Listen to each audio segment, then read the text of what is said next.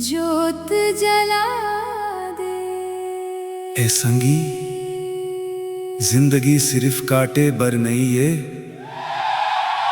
ओला महसूस करे बर मिलिस है।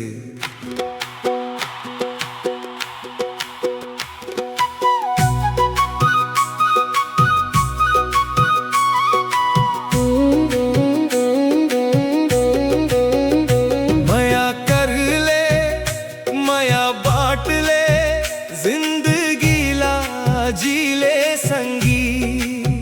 काल कोनो नहीं देखे है, मुरली के जान ला पीले संगी।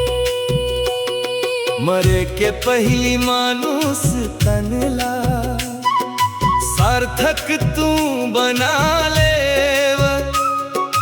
बाबा के याद में बैठ के आत्म ज्योति जगा ले।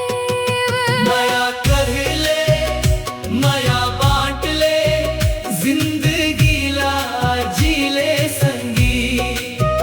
काल कोनो नहीं देखे है, मुरली के ज्ञान ला पीले संगी।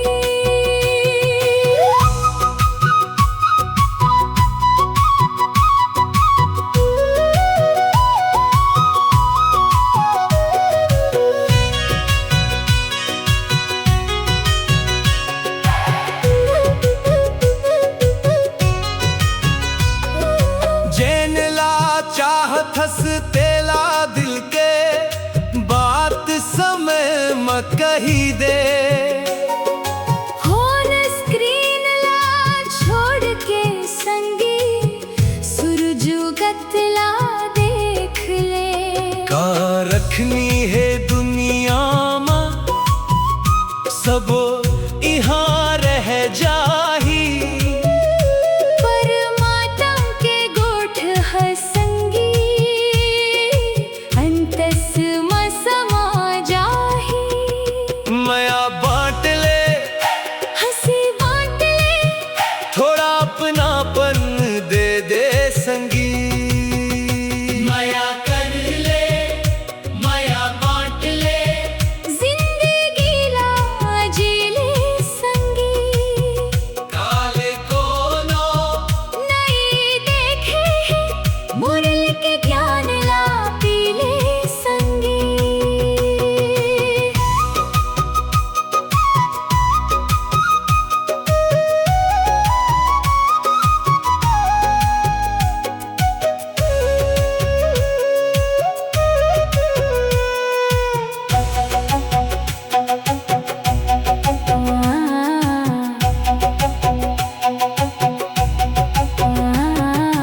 भूल चूक ला माफ कर दे, अपन संग गिला छोड़ दे। नदियाँ पहाड़ गाँव ला देख, अपन घमंड ला तोड़ दे। कोनो ऐसन के मदद कर, जो कभू बदल नहीं पाए। तभी तो आत्म कल्याण होही, बाबा राह दिखाए। सेवा में सुख मिलते, माँ माफी में भगवान बसते। मया कर ले, माया बांट ले, जिंदगी ला जी ले संगी। काल कोनो नहीं देखे है, मुरली के ज्ञान ला पीले संगी। सबला खुश करे के चिंता छोड़, अंतस के खावला भर ले।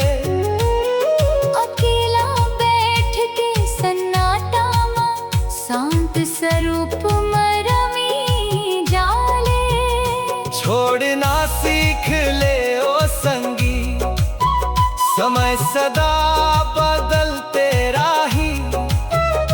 बाबा के मुरली के अमृत जीवन में सुख बरसाही।